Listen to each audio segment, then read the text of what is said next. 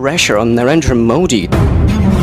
All those gathered here must know that India is one of the leading economies of the world.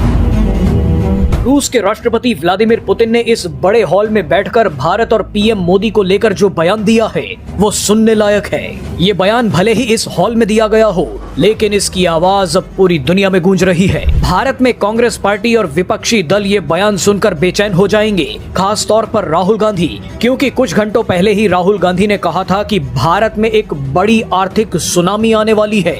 अब आप इसे संयोग ही कहिए कि रूस के राष्ट्रपति व्लादिमीर पुतिन ने ही राहुल गांधी के दावों को मिट्टी में मिला दिया है।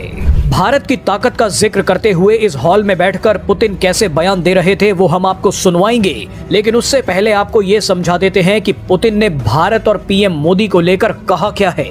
इस हॉल में बैठी दुनिया की बड़ी बड़ी न्यूज एजेंसियां, जिनमें भारत की पीटीआई भी शामिल थी, इन सभी को जवाब देते हुए पुतिन ने कहा कि यहाँ आए सभी लोगों को एक बात पता होनी चाहिए। वो बात यह है कि भारत इस वक्त दुनिया की लीडिंग इकोनॉमीज में से एक है। भारत दुनिया में सबसे ज्यादा इकोनॉमिक ग्रोथ रेट दिखा रहा है। ये कोई अचानक से होने वाली बात नहीं है। ये प्रधानमंत्री नरेंद्र मोदी के नेतृत्व में सरकार की कड़ी मेहनत का नतीजा है। पुतिन ने आगे कहा कि इस वक्त दुनिया में सिर्फ 4 टॉप देश हैं। इनमें चीन, अमेरिका, भारत और रूस शामिल है। पुतिन ने कहा कि हम चारों ने सभी यूरोपीय देशों और जापान तक को पीछे छोड़ दिया है। इसके बाद पुतिन ने कहा कि अमेरिका कुछ मामलों में भारत पर दबाव बनाने की कोशिश कर रहा है, खास तौर पर रूस के मामले में। लेकिन अब सब ये समझ चुके हैं कि प्रधानमंत्री नरेंद्र मोदी पर दबाव डालना अंतरराष्ट्रीय संबंधों के लिए नुकसानदेह हो सकता है।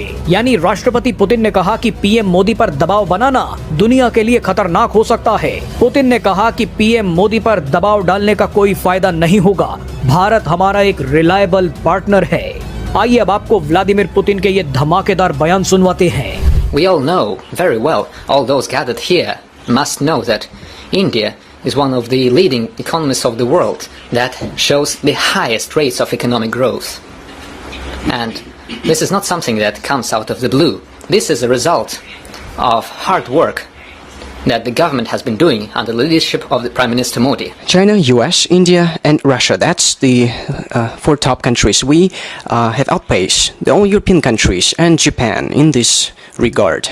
The US are trying to put pressure on India in some matters, for example, when it comes to cooperation with Russia on some tracks, but everyone has understood that putting pressure on Narendra Modi, that has the largest population in the world, is detrimental for